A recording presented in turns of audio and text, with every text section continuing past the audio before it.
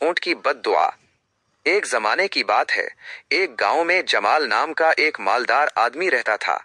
उसके पास बेशुमार जानवर थे, मगर उनमें सबसे मेहनती और मजबूत एक ऊंट था जिसे लोग गाजी के नाम से जानते थे।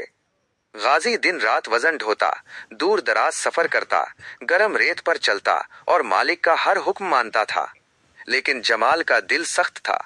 वो गाजी से भारी भारी बोझ उठवाता, लेकिन बदले में उसे बहुत कम खाना देता। कभी कभी तो पूरा दिन गुजर जाता और ऊंट के सामने सिर्फ एक आध मुट्ठी चारा रखा होता। गाजी भूख से निढाल होता, मगर सब्र करता। उसकी आंखें पानी से भर जाती, मगर जबान से कोई शिकायत न निकलती। एक रोज ऐसा हुआ कि सुबह से शाम तक गाजी को सख्त धूप में भारी सामान लाद कर पहाड़ी रास्ते से गुजारा गया। शाम को जब वो थक कर अपने ठिकाने पर पहुंचा तो मालिक ने गुस्से से उसे डांटा। उफ, तो कुछ भी नहीं करता, इतनी सी मेहनत से ही हाँप गया। गाजी ने हैरत से मालिक को देखा। इसकी आंखों में दुख, भूख, दर्द और बेबसी सब शामिल थे। मालिक ने एक बार फिर निहायत कम खाना उसके आगे रख दिया और चल दिया। इस रात गाजी बहुत रोया। आसमान पर चांद भी जैसे उसके हाल पर अफसोस कर रहा था। गाजी ने रोते हुए आसमान की तरफ देखा और दिल से फरियाद की, ऐ अल्लाह, मैं तो एक बेजबान जानवर हूँ। मैं मेहनत करता हूँ, वफादारी करता हूँ, मगर मेरा मालिक मुझ पर जुल्म करता है। अगर उसमें भलाई नहीं तो उसके माल में बरकत न रहे। इसे जुल्म की कीमत दिखा दे।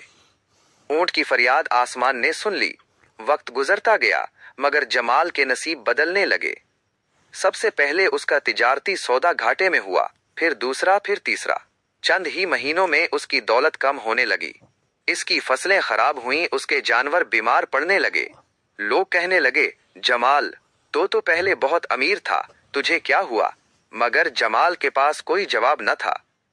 एक दिन वो अपने बाड़े में बैठा था कि उसकी नजर गाजी पर पड़ी। ऊंट का जिस्म कमजोरी से हल्का हो चुका था, मगर आंखों में अजीब वकार था।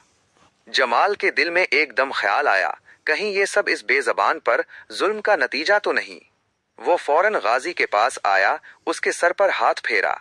ऊंट ने पहली बार आंखें उठाकर मालिक को देखा, जैसे कह रहा हो, आखिर तुम्हें एहसास हो ही गया। जमाल की आंखों से शर्मिंदगी के आंसू बहने लगे।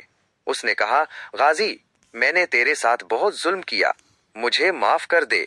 आज से तो मेरा जानवर नहीं, मेरा साथी है।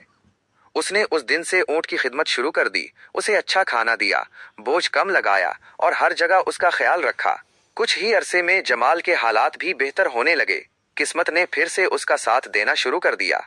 लोग कहते हैं कि बेजबान की आह कभी खाली नहीं जाती।